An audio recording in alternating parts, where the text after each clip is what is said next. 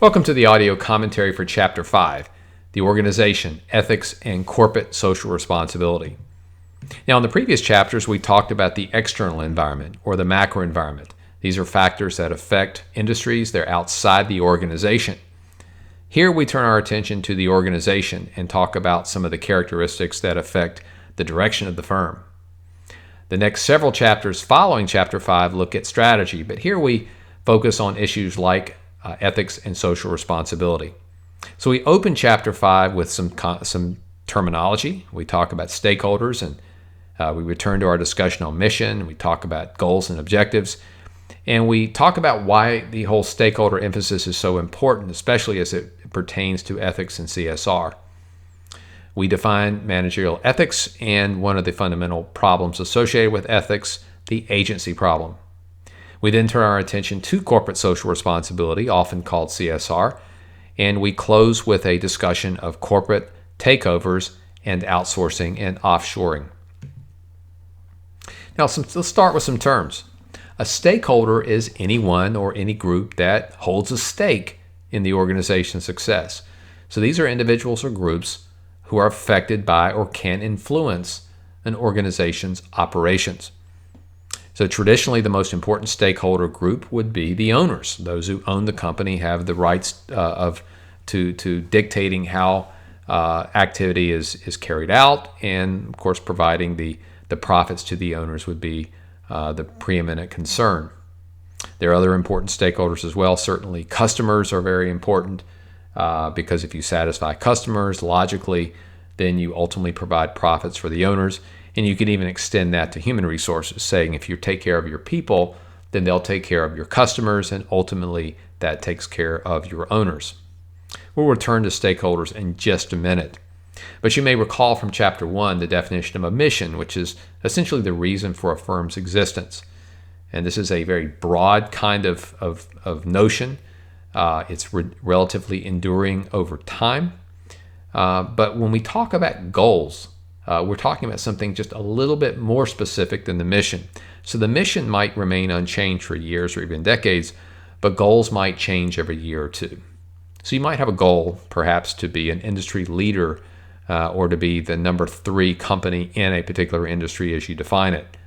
When we get down to objectives, we get more specific. So being number 3 is not enough. We want to accomplish a market share of 7.5%. So goals tend to be specific, often quantified versions, or objectives rather, specific, often quantified versions of goals. So we go from a mission being the broadest to the goals and then to the objectives being most specific. Now, if we return to our notion of stakeholders and think in terms of goals and goal differences, we can see some potential for conflict here. And if you look at, think about stakeholders, the different kinds of stakeholders that an organization must address, it's not just owners and customers and human resources, it's also governments and suppliers, employees, bankers, lenders, communities, society in general. There are lots of different stakeholders, and yet all of these stakeholders have different expectations or different goals for the firm. So customers, their goal is for you to provide a very inexpensive, high-quality product, whereas your workers want to have good job security, and opportunities for promotion. Your lenders aren't concerned about you earning the most profit, but they want you to be successful and reliable in terms of being able to satisfy their needs and pay back any loans that are provided to them. So the individual stakeholders have different types of goals, and that can create conflict. And there is a sense among many that firms should be stakeholder-oriented. In other words, their strategic decisions should seek to satisfy the goals of all stakeholders. This notion of stakeholder management sounds good, but again, you have to deal with some conflict. Now, this leads us to what we call the agency problem. And the agency problem is a situation in which the firm's managers, and the managers, again, just agents of the owners, they fail to act in the best interest of the shareholders. So if you have a large corporation, the owners, the shareholders can't be there. They may hold shares of stock, but they're not the ones there operating the business. So they ultimately hire a CEO who hires other managers to run the company in their stead. Now, the question here is, do these managers really act in the best interest of the shareholders, or do they act in their own best interest? Now, there's this whole question, this whole problem is rooted in a couple of different concepts here. The first of these is moral hazard. Moral hazard is when the parties in an arrangement, and in this case, the owners and managers, don't share equally in the risks and the benefits. If the company goes under, the owners can lose everything, but the managers simply leave and move to another job. So they don't share equally in the outcomes that might occur. There's also a problem in terms of adverse selection. Adverse selection is the idea that even though you might try to hire people who have not just the talents you need, but have your best interest at heart, sometimes you don't make the best decisions. You just don't always know. There's an inability of shareholders to identify the precise competencies and attributes of top managers when they are hired. This makes things complicated. So the question you have ultimately is, does management serve its own interests, or does management serve the same interests as shareholders? Well, the first perspective is that management does its own thing. And here you have executives growing the firm because compensation tends to increase with firm size. In other words, if you want to make more money as an executive, the shortest route is just have a bigger company, because that's likely to drive your salary more than having a more profitable company. Another issue is that executives diversify the firm and to increase prospects for survival at the expense of profitability. So put another way, sometimes diversification is not in the best interest of the owners, but managers often pursue it because it increases the likelihood the organization will survive, because it spreads its assets out over different types of businesses. And that can be good for managers who want to keep their jobs and grow with the company. The other perspective here is that managers and stockholders really share the same interests. And the notion here is that managers' livelihoods are directly tied to the success of the firm. If they don't do their jobs well, they're fired. And you see that all the way down from the board hiring the CEO and CEOs hiring other managers, all the way through the line. The argument here is that everyone's got to toe the line or they don't stay employed. So fundamentally, the organization is structured in a way that ties the management interest to the shareholder interests. Now, one way this is done in practice is stock options, because stock options essentially turn the managers into owners. So if you provide a stock option, or say a stock bonus to a manager, then that manager is going to act more like an owner because that manager is an owner. Okay, so which of these perspectives is most accurate? Well, there's not a clear answer, and you can form your own view here if you want to. I think it's fair to say that there's some truth in both arguments, and maybe the best explanation depends on the industry. Now let's talk about managerial ethics, about the term itself. Managerial ethics refers to one's individual responsibility, individual, not corporate, to make business decisions that are legal, honest, moral, and fair.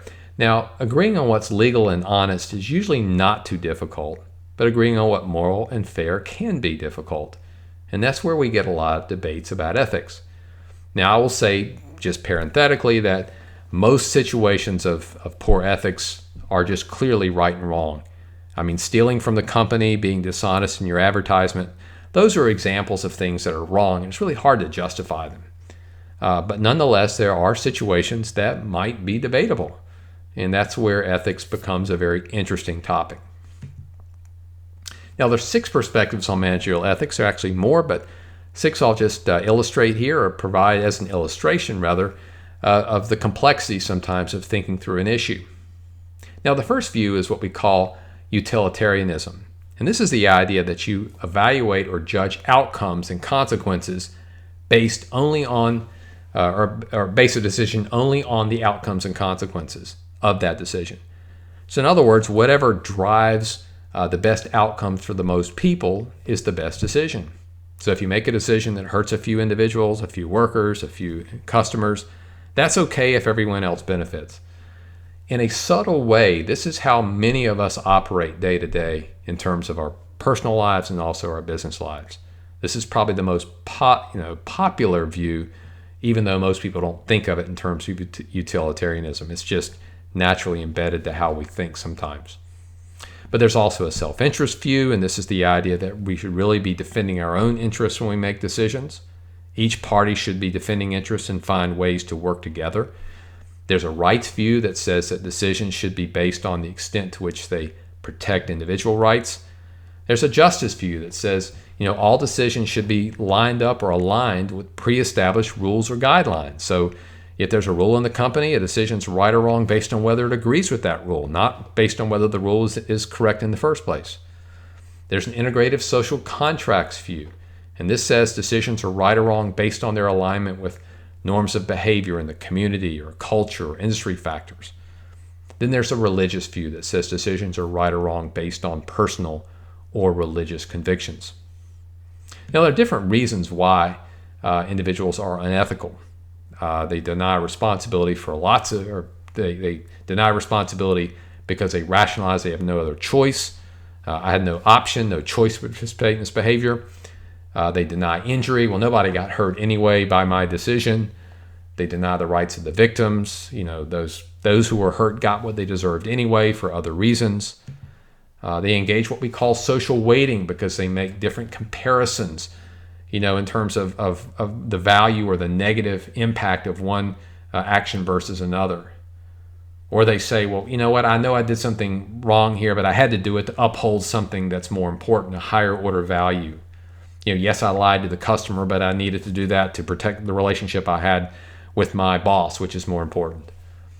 Or they might invoke the metaphor of the ledger. I did something wrong, but I do a lot of good things too. So if you weigh all that out, I'm still a good guy. Lots of reasons why they engage in unethical behavior. But the point here is that there are lots of ways of looking at ethics and lots of excuses, but ethics is something that each of us as individuals must carry out. Now, social responsibility is a different concept. It's something that occurs at the organizational level. Social responsibility refers to the expectation that business firms serve both society and financial interests of the shareholders rather. Now, what's interesting about social responsibility is it pulls back or adopts that notion of stakeholder management. That it's more than just, it's not enough to provide profits. We have to do more. We have to serve all of the stakeholders. Again, ethics is about the individual. Social responsibility is about the firm. So you can have unethical managers in a firm that seems to be socially responsible, or you can have ethical managers in a firm that seems to not pursue social responsibility. These are related concepts sometimes, but it's often they're conflated. They're discussed in the same sentence as though they're really the same thing. They're not. Ethics and CSR are two different concepts. So do firms have a social responsibility? If I were to ask for hands to be raised of everyone listening to this video, I would expect most of them would probably go up. Now, if you haven't given a whole lot of thought, who would argue against a social responsibility for a firm? It just sounds like the right thing to use ethical language. But this can be debated, and I think it makes sense to look at some of the arguments on both sides of the issue. Now, the arguments for a CSR focus on the need for firms to give back to the community. Often you hear that language. You hear executives talk about how they want to give back to the community. Okay, this idea that both the influence and resources available to firms in terms of advertising, product development, and community involvement are really great. Companies have an opportunity to make change in society. They should be doing it. This is the argument. Often proponents refer to the triple bottom line, this notion that companies should be supporting people, planet, and profit, not just profit. Now, there's an argument against social responsibility, and it's actually very sophisticated. It's worth considering. And this is the idea that firms should be active only or socially only when doing so enhances profits. Now, managers don't know what's in the best interest of society, so how can we hold them responsible for being socially responsible? They're just individuals, right? And should they really be spending shareholder resources on these types of endeavors? You might say, hold it, they should. There's nothing wrong with spending shareholder resources because often the firm looks better and does better business, right? Social involvement is often good for business. Well, if it's good for business, it's a business decision. It's not really social responsibility. So let me give you a practical example. If your company contributes $100,000 to help build a community park, they can call it, the executives can refer to it as social responsibility. But if the intention is to obtain public signs in the park and all the recognition and PR value, then it's really a business decision. It's not about social responsibility. Now, the point here being is if they're only contributing the $100,000 and they don't get anything in return for it, except the fact that they're supporting the community, then they're spending $100,000 of somebody else's money. Managers are spending the shareholders' money. This goes back to the agency problem. Is that what we want to see? Another part of this argument is that firms don't need to be giving back because they never got anything to begin with.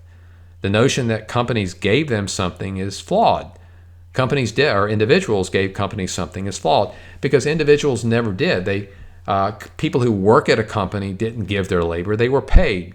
People who bought the company's products, got products for what they paid. They paid for the products because it was better for them to make that purchase. So everything the organization got was based on free exchange. Nothing was given in the first place, so there's no need to give back.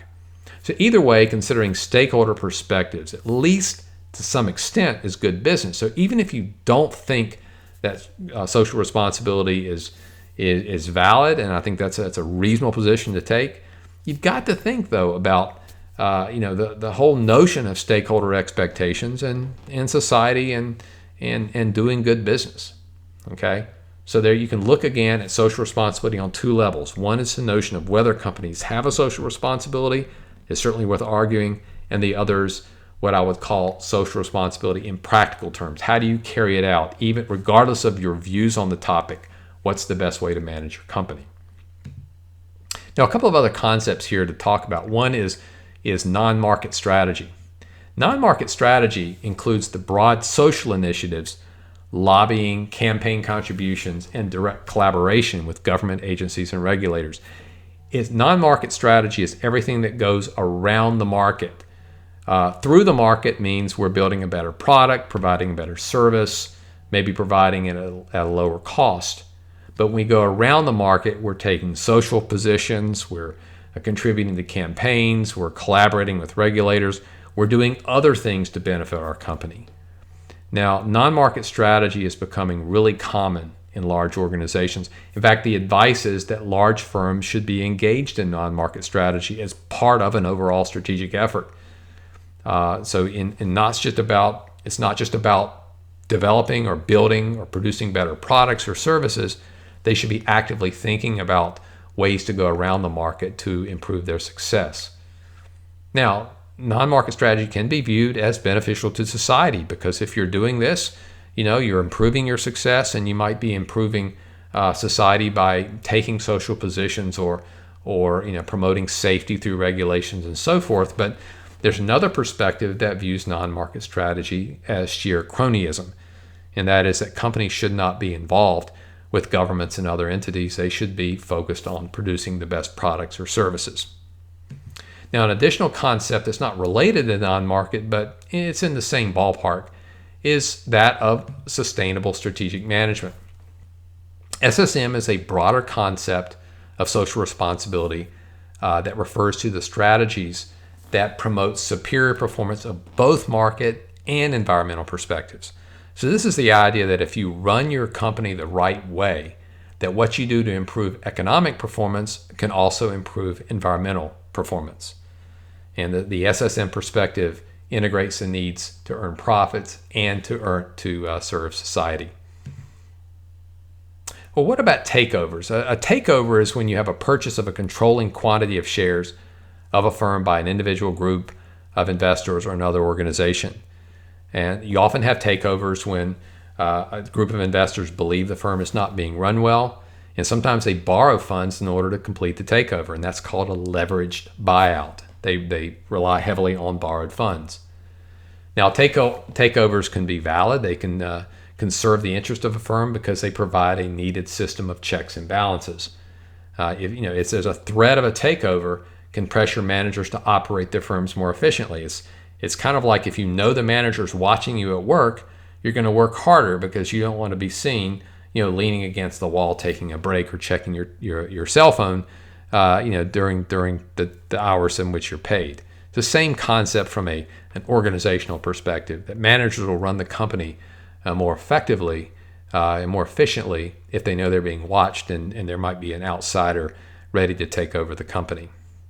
Now, of course, the con here, though, is sometimes if you borrow the funds to create to execute the takeover, you have large loans you have to pay back, and that means you may end up emphasizing short-term performance and selling off different parts of the business and laying off workers.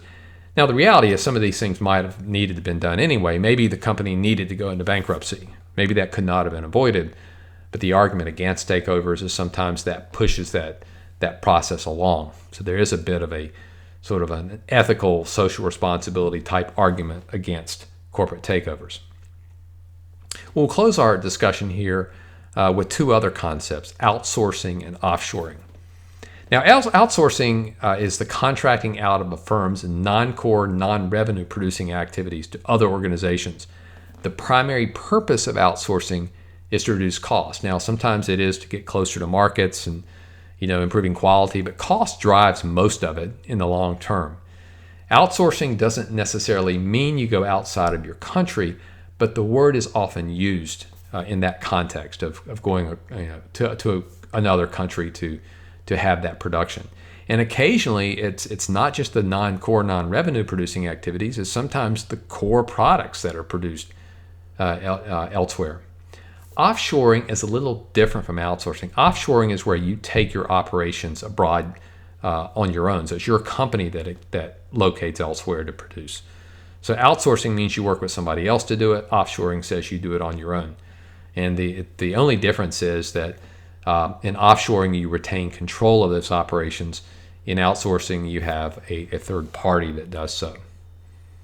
Now, this is a big issue. Outsourcing specifically gets a lot of bad rap. In fact, it's interesting. It lowers prices in a lot of ways. It makes markets more efficient. It promotes global trade. But a lot of individuals argue against outsourcing, and specifically in the United States. And in fact, the U.S. trade deficit was $621 billion in 2018, and $419 billion of that was with China. India and Mexico are next in line as well, being big contributors. I don't mean to suggest that trade deficits are bad per se. Essentially, the trade deficit reflects the difference in goods and services flowing in one direction and the other direction. So it says that we're bringing in more goods and services from other countries than we're sending to them. And in some respects, that occurs because we have a higher standard of living. Generally speaking, the more advanced nations tend to buy more from less advanced nations. So that's not necessarily a bad thing. But it's worth noting that a lot of people associate trade deficits and outsourcing with lost jobs. And in that respect, it becomes an ethical type issue. It becomes a lack of social responsibility. So it's one of these things that comes into play on both sides. Now, it is worth noting that some white-collar jobs are now being outsourced. So attorney work, accountants. Remember, anything that can be digitized and moved around will be moved around, as we learned from Thomas Friedman. And this occurs. So it's not just about low-level employees or manual labor or whatever that gets moved to other countries. It's about anything that can be digitized. Now, as a reminder, cost-cutting is the incentive primarily for both outsourcing and offshoring. And I know some will say, no, it's about being, improving the quality of the product or leveraging expertise from those in other countries. That can be a support issue, but at the end of the day, it is fundamentally about cost. So with that, we will close the audio commentary for this chapter.